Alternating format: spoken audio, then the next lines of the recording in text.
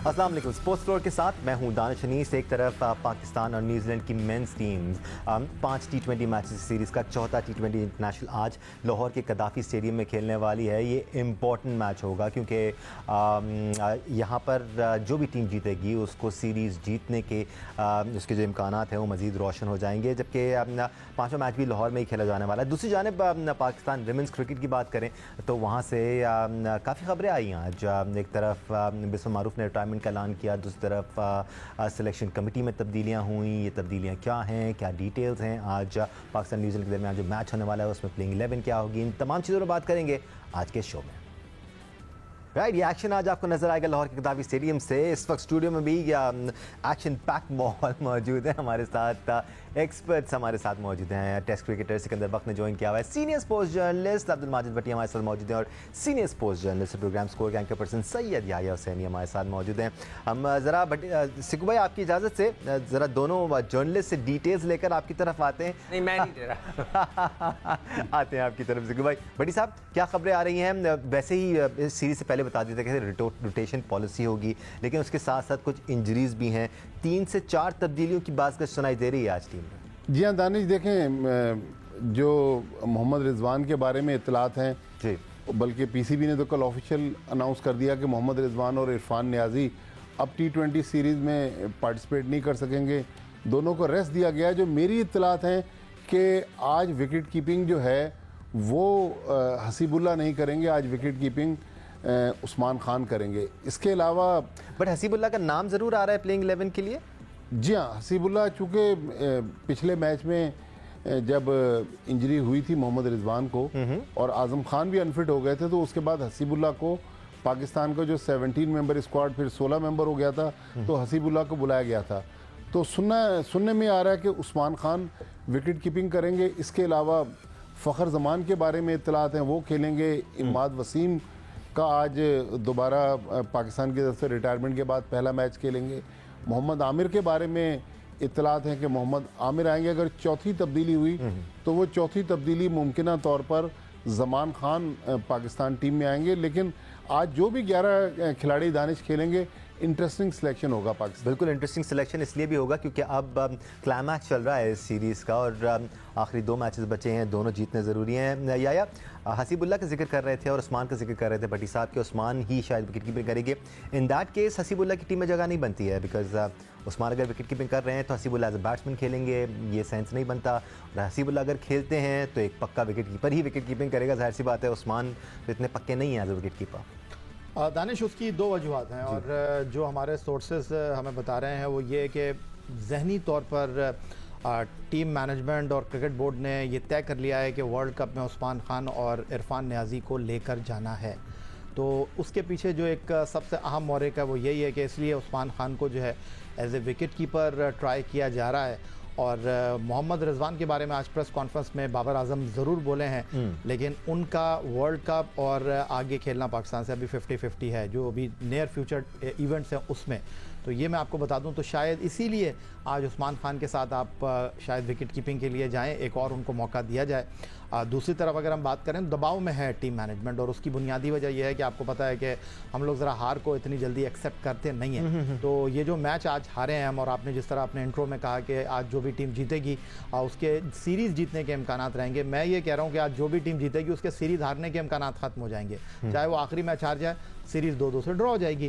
तो अब मसला ये है कि इब्तदाई इम्कानात तो ये थे कि हम शाहीन आफरीदी को और नसीम को बाहर बिठाएंगे, लेकिन अभी जो है मुख्तसम में है टीम मैनेजमेंट, क्योंकि उनको इस बात का शिद्दत से अंदाज़ा है कि जिस तरह शादाब खान, नसीम शाह, शाहीन आफरीदी के 9.2 ओवर्स में 105 रन बने, तो उनको इस बात का बड़ी शिद्दत से अंदाज़ा है कि अगर आमिर वापस आ भी जाते हैं, इमाद वसीम को आप टीम में शामिल कर भी लेते हैं, तो अब थोड़ा सा शिद्दत और हिद्दत महसूस कर रही है न्यूजीलैंड की बैटिंग लाइनअप से टीम मैनेजमेंट, क्योंकि उनका टॉप ऑर्डर भी परफॉर्म कर रहा है। तो आज की सिलेक्शन जिस तरह भट्टी साहब ने कहा, इंटरेस्टिंग, मैं ये कहूँगा थोड़ा मुश्किल और थोड़ा दबाव वाली है। एक बात तो यकीनी है, ऑप्शंस की कमी नहीं है पाकिस्तान के पास। अगर पाकिस्तान उसामा मीर को खिलाना चाहता है तो वो तब्दीली भी की जा सकती है, जमान खान को भी टीम में शामिल किया जा सकता है। Aamir is all geared up, he is pumped up कि वो पाकिस्तान को ना सिर्फ ये सीरीज़ बल्कि वर्ल्ड कप भी जिताएं। उनकी तरफ से बयान आते रहे हैं। हम इन तमाम इशूज़ पर आगे चल के बात करेंगे। बट सिकू भाई, ये जो उस्मान खान की बात हो रही है कि एज अ विकेट कीपर भी उनको यूज़ किया जाएगा, एट बेस्ट एक एवरेज विकेट कीपर ऑप्शन है, वो पार्ट टाइम विकेट कीपर ही हैं। आपको लगता है प्रेशर ऐड होगा उन पर, या कंफर्टेबल महसूस करेंगे कि अब तो मेरी जगह पक्की है तो और ज़्यादा बेहतर खेल सकते हैं? क्या क्या हो रहा होगा उनके दिमाग में? जगह पक्की तो जब ही होगी जब वो रन्स करेंगे। बिल्कुल सही बात। कीपिंग से उनका कोई लेना देना नहीं है, ना ही हमने कभी उनकी कीपिंग पर बात की है। बात हुई है उनकी बैटिंग पे, जो वो नंबर 3 आकर करते थे और ज़बरदस्त किस्म की बैटिंग की उन्होंने। तो हम सब की नज़रें उनकी बैटिंग पे हैं। कीपिंग को आप भूल जाएं तो वो तो एक साइड होगी। मगर दानिश, कल भी एक सवाल मैं फातिमा के साथ करना चाह रहा था, नहीं हो सका, वो मैं आज कर दूं अगर आप इजाज़त। श्योर। देखिए, चैपमैन ने 87 किए 42 बॉल पे जी, ठीक। उससे पहले वो 5 T20 पाकिस्तान में खेले, जिसमें 104, 71, 16, 65 नॉट आउट और 34 उन्होंने रन्स किए। फिर उन्होंने ODIs खेले पाकिस्तान में, 43, 46, 15 और थोड़े से कम रन्स किए। अब मेरा सवाल जो है वो है हमारे डेटा एनालिस्ट से, भाई आपने कोई उनका वीक पॉइंट निकाला था? डेटा क्या निकालता है? यही निकालता है ना कि एक बैट्समैन का वीक पॉइंट क्या है, वो किस चीज़ पे कमज़ोर है, उसको कहाँ गेन करनी चाहिए। क्या आपने नसीम शाह, आई विश के नसीम शाह का और डेटा स्पेशलिस्ट को बिठाकर हम इंटरव्यू में पूछें कि नसीम शाह साहब, आपको क्या वीक पॉइंट्स बताए गए थे चैपमैन के कि जिन्होंने आपको एक ओवर में 23 रन खींच दिए, जिसमें से 17 रन लेग साइड पे थे। या सिकू भाई, डेटा में ये भी होता है कि एक पर्टिकुलर बैट्समैन पेसर्स के खिलाफ ज्यादा रन बनाता है या स्पिनर्स के खिलाफ ज्यादा रन बनाता है। स्पिनर्स के खिलाफ उसकी क्या एवरेजेस हैं, फास्ट बॉलर्स के खिलाफ क्या? मैं तो दानिश डे 1 से कह रहा हूँ कि ये सिचुएशनल गेम है जी। डेटा से अगर आप बोलें कि जी वो फास्ट बॉलर पे वीक था तो उसने तो 23 रन खींच दिए, अगर वो स्पिनर पे था तो भाई आपने स्पिनर ने कुछ नहीं किया।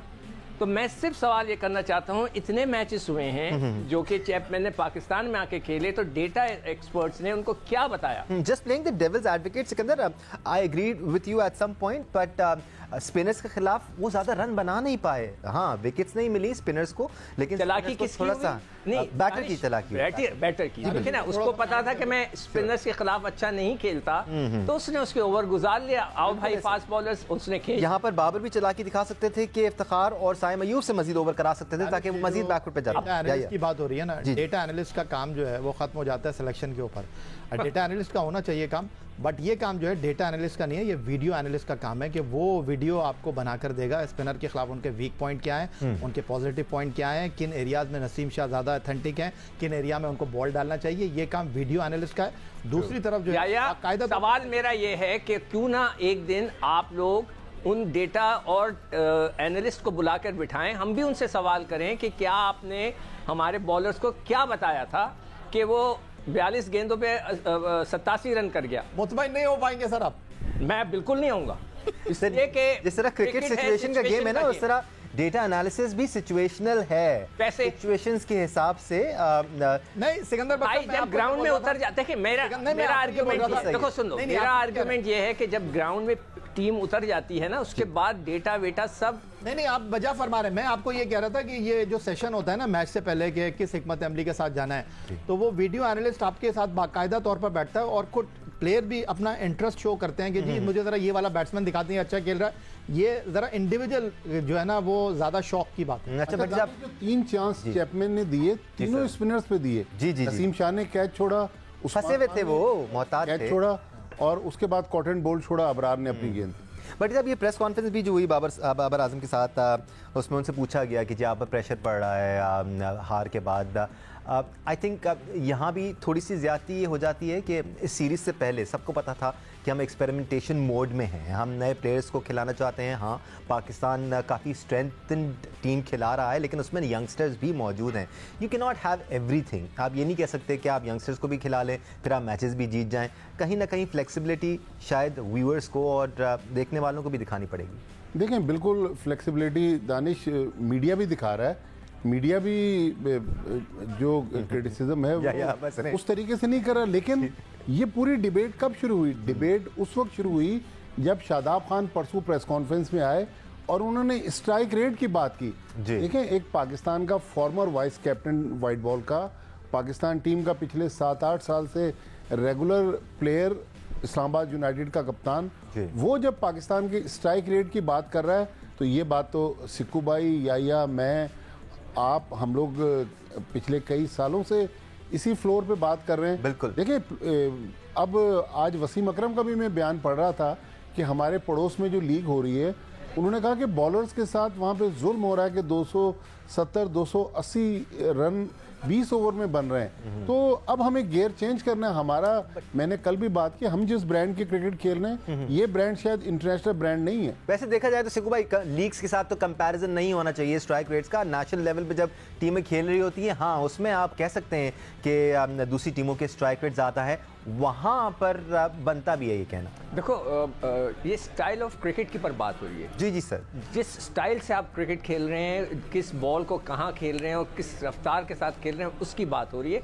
ऑब्वियसली इंटरनेशनल क्रिकेट में आके स्लो डाउन हो जाती हैं चीज़ें, वहाँ पे क्वालिटी ऑफ क्रिकेट अच्छी होती है, प्लेयर्स हाई क्लास होते हैं, फील्डिंग का स्टैंडर्ड ऊपर होता है। मगर अभी जो आपने एक सवाल किया था कि आप यंगस्टर्स को खिलाकर कैसे एक्सपेक्ट करते हैं कि हम मैचेस जीत जाएं? नहीं, ये तो उसका देखो दानिश, एक मैंने कल भी कहा था कि अगर कप्तान आके खड़ा हो जाए और प्रेस कॉन्फ्रेंस में ये ना बोले कि हम इंशाल्लाह अपनी गलतियां दुरुस्त कर लेंगे, हम ठीक कर देंगे, ये कर देंगे, नहीं, वो आकर ये बोले कि भाई मैं सारे नए बच्चों को ट्राई कर रहा हूँ, हार जीत मेरे लिए कुछ नहीं है। बिल्कुल, मैं सिर्फ नए बच्चों को देखना चाहता हूँ वर्ल्ड कप से पहले कि कौन अच्छा है, कौन एडजस्ट हो सकता है, फिर मैं टीम बनाऊंगा। तो मुझे इस वक्त हार जीत की नहीं, मैं अपने प्लेयरों को देखना चाहता हूँ। तो सब सपोर्ट करेंगे, मैं सबसे पहले करूंगा अगर आप करें तो ऐसा। बिल्कुल, पर्सनली स्पीकिंग, अगर हम यंगस्टर्स को खिला भी रहे हैं तो हमें उन यंगस्टर्स की एबिलिटीज में इतना भरोसा होना चाहिए कि हम उनसे जीत एक्सपेक्ट करें, बट फ्लेक्सिबिलिटी ज़रूर होनी चाहिए। या बॉलिंग डिपार्टमेंट हमारा बेहतर नज़र आ रहा है, विद आमिर सपोर्टिंग शाहीन, फिर आगे हारिस रऊफ आपके पास हैं, अगेन ऑप्शंस आपके पास हैं। जब तक आप इन तमाम ऑप्शंस को सही तरह यूटिलाइज नहीं करते, खिलाते नहीं हैं, तब तक आप फाइनल डिसीजन नहीं कर सकते और इसी तरह खिलाया जा सकता है जिस तरह इस वक्त खेल रहे हैं, सबको चांसेस देकर। देखिए, पहले जो आप मुझसे थोड़ी देर पहले पूछे थे ना कि आप मुस्कुरा क्यों रहे हैं, जी, तो मैं मुस्कुरा इसलिए रहा था कि जो आपने कहा कि रोटेशन पॉलिसी, आपने कहा कि नए खिलाड़ियों को तैयार कर रहे हैं, नए खिलाड़ियों को मौका दे रहे हैं, तो ज़रा मुझे बता दीजिए इतने नए खिलाड़ियों को आप मौका दे रहे हैं, आधे दर्जन टीम लेकर नहीं आई है न्यूजीलैंड की टीम, 3 प्लेयर उनके काउंटी क्रिकेट खेल रहे हैं, 2 प्लेयर उनके रोटेशन पॉलिसी की वजह से न्यूजीलैंड में आराम कर रहे हैं। ये है नई टीम। हमारी टीम में कौन? साइम अयूब खेल रहे थे, साइम अयूब भी इनिंग का आगाज़ कर रहे थे, तब्दीली हुई है, बाबर आजम अब ओपन कर रहे हैं, रिजवान जो है वो नंबर 3 पर आ गए थे। हमारी टीम में तब्दीली क्या हुई है? हमारी टीम में तब्दीली ये हुई है कि अब्बास आफरीदी ने डेब्यू किया था न्यूजीलैंड में, उनको आपने 1 मैच खिलाया और आप उनको अब बाहर बैठाने जा रहे हैं। होता तो ये चाहिए था कि आज आप शाहीन आफरीदी को बाहर बैठाते। वर्कलोड की आप बात कर रहे हैं, अगर आज चौथा मैच आप उनको खिलाने जा रहे हैं तो कहाँ वर्कलोड मैनेज कर रहे हैं। फिर उसके बाद आप जो बात कर रहे हैं हमारे बॉलिंग अटैक की, तो सॉरी टू से दानिश अनीस साहब, बात दरअसल ये है, अभी आप वर्ल्ड कप पिछले साल खेले हैं इंडिया में, कितने मैचों में आपके खिलाफ 300 प्लस ओवर रन स्कोर हुए? आपकी एक नहीं चल रही थी। जी बिल्कुल। तो मैं अगला सवाल ये है पाकिस्तान क्रिकेट के हवाले से, अभी हम पाकिस्तान टीम के स्ट्राइक रेट के ऊपर तो सवाल हो रहा है, अगला सवाल होगा बॉलर्स की इकोनॉमी के ऊपर कि शाहीन आफरीदी किस इकोनॉमी से रन दे रहे हैं, हारिस रऊफ ने कितने रन दिए हैं। देखें, 7 तो ठीक है T20 क्रिकेट में, लेकिन अगर आप 9-10 की इकोनॉमी से रन दे रहे हैं ना, फिर आप कैसे जस्टिफाई करेंगे? बड़ी साहब, एक बहुत बड़ी मिस्ट्री है इस वक्त वर्ल्ड कप को लेकर, वो ये है कि वहाँ पर कंडीशंस कैसी होंगी। पिचेस ड्रॉप इन पिचेस ही होंगी ज़्यादातर, और ड्रॉप इन पिचेस पर रन्स लगते हैं। अगेन बैटर्स के लिए पैराडाइज होगा, बॉलर्स को जान लगानी पड़ेगी। We have no idea yet कि वहाँ पर किस किस्म की क्रिकेट होने वाली है। देखिए दानिश, इंडिया ने अपनी एक एडवांस टीम अमेरिका भेजी ताकि वो पिचेस को भी देखे, दूसरे अरेंजमेंट्स को भी देखे। हमें नहीं पता, बिल्कुल आप सही कह रहे हैं, हमने जो सुना है कि ऑस्ट्रेलियन स्टाइल में ड्रॉप इन पिच है, आरजी स्टेडियम है, तो फर्स्ट जो पाकिस्तान का स्टेज है उसमें तो पाकिस्तान इंडिया का एक मैच थोड़ा सा मुश्किल है, अदरवाइज पाकिस्तान के बाकी 2 मैचेस तो निस्बतन हल्की टीमों से। यूएसए की टीम को भी आप ज़्यादा हल्का लीजिएगा नहीं यूएसए को तो हमने कभी भी हल्का नहीं लिया। उन्होंने काफ़ी अच्छी तगड़ी टीम बनाई, इवन समी असलम टीम में जगह बनाने में नाकाम रहे हैं, तो I am sure they have some ideas. तो मसला दानिश यही है कि अभी हमारे फिटनेस के बहुत सारे इश्यूज चल रहे हैं। अभी हारिस रऊफ परसों नेट्स पे नज़र आए तो आज़म खान अनफिट हो गए, आज़म खान के बाद अब रिजवान और इरफान नियाजी अनफिट हो गए। तो अब सिलेक्शन कमेटी के लिए भी काफ़ी एक मुश्किल सिचुएशन है कि वो कौन से 15 खिलाड़ी होंगे जो वर्ल्ड कप में जाएंगे। लेकिन अभी मेरा ख्याल वर्ल्ड कप दूर है। वर्ल्ड कप से पहले आज का मैच और सैटरडे का मैच, 2 ये मैच, 3 आयरलैंड में मैच, 4 इंग्लैंड में मैच, तो ये जो 9 मैच हैं ये मेरे ख्याल में काफ़ी कुछ पिक्चर जो हमें थोड़ी बिल्कुल भट्टी साहब बहुत टाइम है अभी हो जाएगी। ये सवाल करने की भी एक वजह यह है, मैं आपकी अभी ओपिनियन चाहूँगा इस पर सिकंदर। मैंने इसलिए ये सवाल इस वक्त किया क्योंकि आपको एक बैलेंस टीम लेके जाना पड़ेगा। अगर आप पाकिस्तान में खेल रहे होते हैं या फिर एशियन ममालिक में खेल रहे होते हैं तो आप सोचते हैं कि ठीक है जी, हम इतने स्पिनर्स ले जाते हैं, हम इतने पेसर्स ले जाते हैं, हम इस किस्म के बैटर्स ले जाते हैं जो यहाँ पर अच्छा खेल सकें। आप इस किस्म की सोच ज़रूर रखते हैं। When it comes to USA it's all a mystery right now, so you have to have a balance. आपको बैलेंस रखना पड़ेगा कि 3 मेरे पास पेसर्स हों, 3 मेरे पास स्पिनर्स हों, ये मेरे पास बैटर्स हों। देखिए, स्पेशलिस्ट तो होना ज़रूरी है। जी जी, ऑलराउंडर्स, कल भी मैंने ये बात कही थी कि आप अगर लंबी बैटिंग लाइनअप रखना चाहें तो 20 ओवर में कितनी लंबी बैटिंग रखेंगे? 20 ओवर में तो 10 ओवर 11 ओवर तो ओपनर्स ही खेलते हैं, उन्हीं के एक बार गेम बनता है। नीचे 2-4 आपको 3 से 4 मारने वाले चाहिए होते हैं, पावर हिटर्स, बाकी सारे स्पेशलिस्ट बॉलर्स होने चाहिए। जो आपने अभी या ने किसी ने बात की थी, तो मैं तो खुद चाहता हूँ कि आज नसीम और शाहीन को रेस्ट दिया जाए। या ने की थी। हाँ, या उनको रेस्ट दिया जाए और खिलाएं। आप अब्बास को भी खिलाएं, जमान को खिलाएं, ताकि आपको उनका पोटेंशियल पता लगे। यही वक्त है। जी जी, बाहर जाकर जब आइलैंड की पिचेस होंगी वो थोड़ी सी हिलती जुलती होंगी, उसमें इतने आसानी के साथ आप शॉटें नहीं मार सकेंगे। फिर इंग्लैंड का तो सबको पता है। हाँ, अमेरिका में जो ड्रॉप इन पिचेस हैं उनका जो मिजाज है वो सबको पता है कि वो थोड़ी बैटिंग ट्रैक होता है, इतना तेज़ गेंद नहीं आता।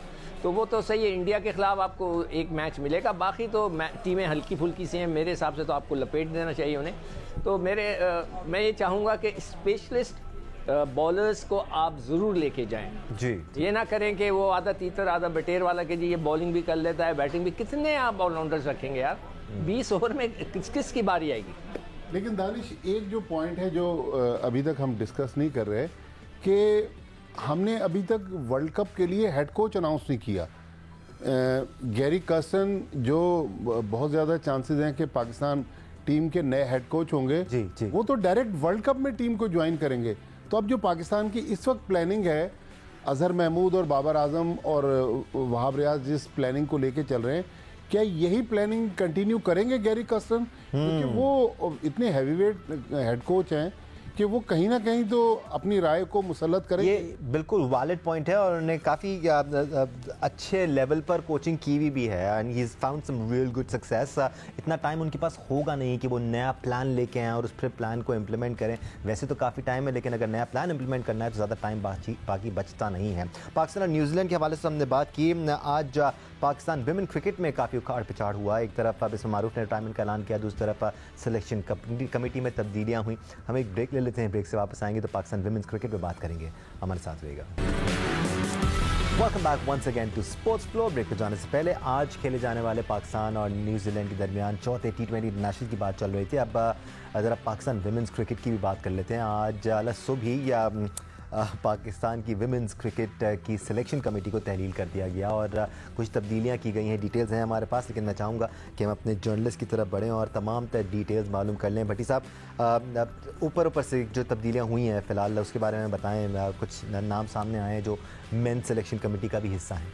देखें दानिश, जो 3 वनडे मैचेस हुए पाकिस्तान वेस्ट इंडीज़ के, तो पाकिस्तान तो बिल्कुल होम ग्राउंड पर पाकिस्तान की टीम आउट क्लास हो गई। बैटिंग भी नहीं चली, बॉलिंग भी नहीं चली, फील्डिंग भी ख़राब थी। तो हमारा और वेस्ट इंडीज़ का, हालांकि हम आईसीसी रैंकिंग में वेस्ट इंडीज़ से ऊपर थे, लेकिन हमारी परफॉर्मेंस बिलो पार थी। तो उसको देखते हुए आज जो मुझे लगा बिस्मा मारूफ की जो रिटायरमेंट है, ये भी शायद उनसे कहा गया होगा कि भाई आपने 350 इंटरनेशनल मैच खेल लिए हैं, लिहाजा अब किसी यंगस्टर को मौका देना चाहिए।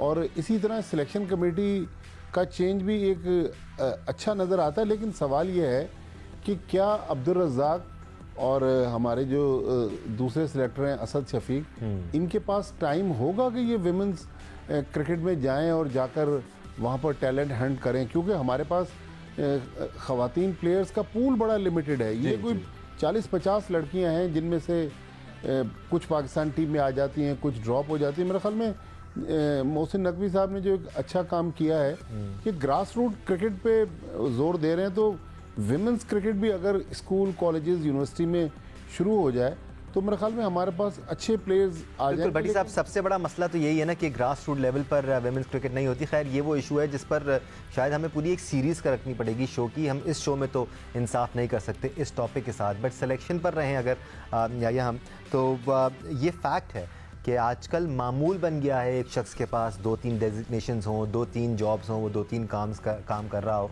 तो सिलेक्शन कमेटी में भी सही। देखिए दानिश, 2-3 नहीं 10 काम करवाना है। अगर आप अपने काम से इंसाफ कर रहे हैं तो फिर कोई मसला है ही नहीं। लेकिन जहाँ तक आप वेमेंस टीम की परफॉर्मेंस की बात कर रहे हैं तो देखिए, मुकाबला सिर्फ पाकिस्तान टीम का वेस्ट इंडीज़ टीम के साथ नहीं था। वेस्ट इंडीज़ की कैप्टन एली मैथ्यूज़ के साथ था, जिन्होंने 3 मैचों में 200 किए।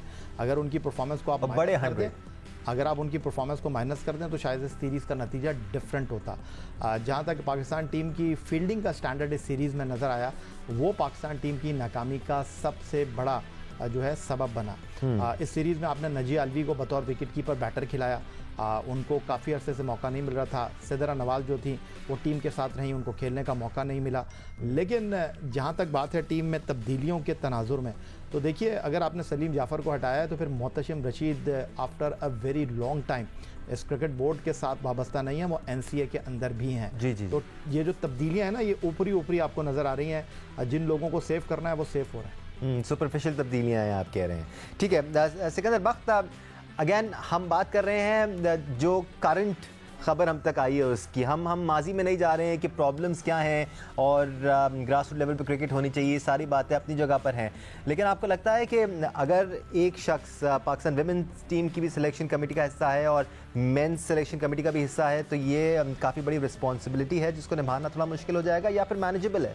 नहीं, मेरे ख्याल से अलग अलग होने चाहिए। और दूसरी चीज़ ये कि इनमें 3 लोग वो हैं, सुना है कि जो कि पहले भी सिलेक्शन कमेटी में थे। और अभी याया ने जिस तरह मोहतसिम की बात की, वो तो मेरे ख्याल से काफ़ी अरसे से ख़वातीन के साथ है। अगर ख़वातीन की टीम में अगर कोई फॉल्ट चल रहे हैं, अगर उनकी फील्डिंग अच्छी नहीं है या उनके जो भी इश्यूज़ हैं, तो फिर आप उनको भी तो पकड़े ना, जो टीम के साथ सदियों से चले आ रहे हैं, नंबर 1। दूसरी चीज़ ये कि मैंने कुछ मैचेस देखे और मैं T20 के मैचेस शायद देखने भी जाऊं। मैं टिकट्स के अरेंज कर रहा हूं, तो वो भी देखने जाऊंगा। मुझे एक बच्ची बहुत अच्छी लगी है जो राइट आर्म लेग स्पिनर है, तूबा हसन। जी, अच्छा, बहुत ही अच्छी गेंदें वो और भी अच्छी कर सकती है। ऑलराउंडर हैं और सिकुबाई वो। अच्छा, मैंने उनकी बैटिंग नहीं देखी, मगर बॉलिंग में मुझे बड़ा इम्प्रेस किया उसने, जिस तरह का उसका गेंद गिर रहा था अपनी बड़ी अच्छी जगह पे। तो उस पर मेहनत की जाए तो she can be A match winner, जिस तरह मुझे नज़र आया है। मैं सिर्फ उनको 2 चीज़ें एडवाइस करूंगा जो मैं टीवी पे बैठ के उनको देख रहा था। एक तो वो टारगेटेड प्रैक्टिस करें, यानी कि रुमाल रख लें जो अच्छी लेंथ पे होता है, और दिन में कम से कम 100 गेंदें उस पर करें ताकि उनका हाथ एक जगह सेट हो जाए। और दूसरी चीज़, उनका हाथ बहुत क्लोज टू हिज ईयर्स, हर ईयर्स ऐसे आता है, थोड़ा साइड से भी गेंद करें। आपको सबसे आसान तरीका होगा, शेन वॉन की कोचिंग की एक क्लिप पड़ी हुई है यूट्यूब पे, उसको देखें। वो बताते हैं किस तरह आप साइड से गेंद करें तो कितना लंबा ब्रेक होता है। तो वो बच्ची में मुझे काफ़ी पोटेंशियल नज़र आया। बाकी तो बच्चियाँ जो खेल रही थी वो वैसी थी जैसे कि हम हमेशा देखते हैं। और जो रिटायरमेंट की बात है, वो तो मैं हमेशा कहता हूँ कि जिस तरह मौत बरहक है, इसी तरह एक स्पोर्ट्समैन का रिटायर होना भी बरहक होता है। वो कभी तो होता ही है। आप 40 साल के बाद हो, 45 साल के बाद, और सही टाइम पर हो जाना ज़्यादा बेहतर है। बिल्कुल अक्लमंदी है। और दुनिया भर में आप देखते हैं बड़े सही टाइमिंग के साथ रिटायरमेंट लेते हैं। लेकिन जो टिप्स आपने दिए हैं बड़ी वैल्यूबल टिप्स हैं सिकंदर बख्त। एक लेगी के लिए सबसे इंपॉर्टेंट प्रिसिशन होती है, साथ साथ आप क्रीज का इस्तेमाल किस तरह करते हैं, आप अपने हैंड मूवमेंट को किस तरह यूज़ करते हैं वेरिएशंस लाने के लिए। I am sure Tuba Hasan is young और बहुत सीखेंगी वो। बटी साहब, सिलेक्शन कमेटी के पास इतना टाइम होना चाहिए, चाहे वो मेन सिलेक्शन कमेटी हो या वुमेंस की सिलेक्शन कमेटी हो, कि वो टैलेंट को स्काउट भी कर सकें, टैलेंट हंट्स भी कर सकें। मेंस क्रिकेट में तो हमने देखे हैं, लेकिन विमेंस क्रिकेट में ज़्यादा यंग स्टेज से अगर आप ये करना शुरू करें, अगेन ये एक प्रोग्राम डेवलप करना पड़ेगा। ये सिर्फ बात करने से नहीं होगा, इसके पीछे टाइम लगना पड़ेगा। अब दानिश, इस वक्त एक नेशनल विमेंस टूर्नामेंट चल रहा है। असद शफीक पाकिस्तान टीम के साथ ट्रैवल कर रहे हैं, अब्दुल रज़ाक अमेरिका में हैं, तो ये दोनों तो सैटरडे तक तो फारिग नहीं होंगे। लिहाजा मेरे ख्याल में अगर अलग सिलेक्शन कमेटी बना दी जाए तो वो बेहतर है, क्योंकि मर्दों की सिलेक्शन कमेटी ज़ाहिर मर्द ये मेंस क्रिकेट के अपने मसाइल बहुत ज़्यादा हैं। फिर विमेंस क्रिकेट में बहुत सारे नाम आए।